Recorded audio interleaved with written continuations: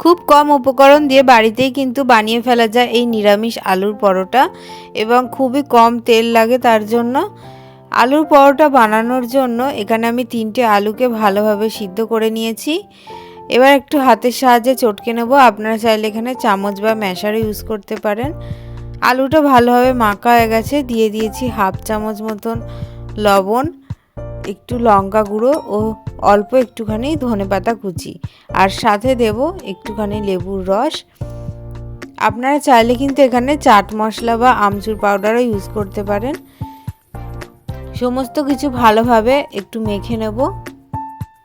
আলু সিদ্ধটা এখানে মশলা দিয়ে ভালোভাবে মাখিয়ে নেওয়া হয়ে গেছে। এবার কড়াইয়ের মধ্যে বেশ খানিকটা সর্ষের তেল গরম করে দিয়ে দেবো খানিকটা সাদা জিরে। সাদা জিরে কিন্তু আলুর পরোটাতে একটু বেশিই থাকে বরাবর।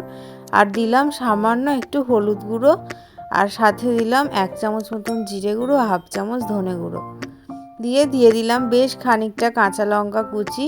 সমস্ত কিছু ভালোভাবে একটু নেড়ে নেব। একটু সুন্দর গন্ধ ছাড়লেই দিয়ে দেব মেখে রাখা আলু সিদ্ধটা। সমস্ত কিছু মশলার সাথে ভালোভাবে এবার মিশিয়ে নেব।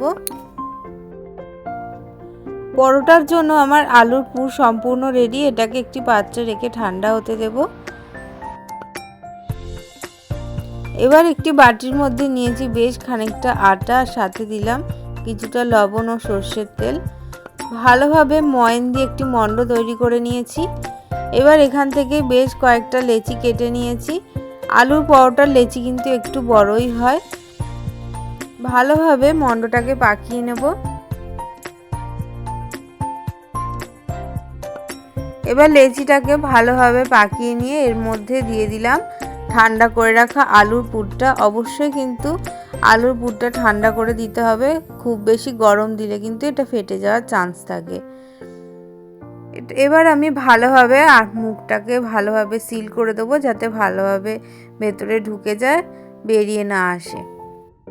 এবার পুরভরা লেচিগুলোকে ভালোভাবে আটার গুঁড়ি দিয়ে বেলে নেব। আপনারা চাইলে কিন্তু তেল দিয়েও বেলতে পারেন।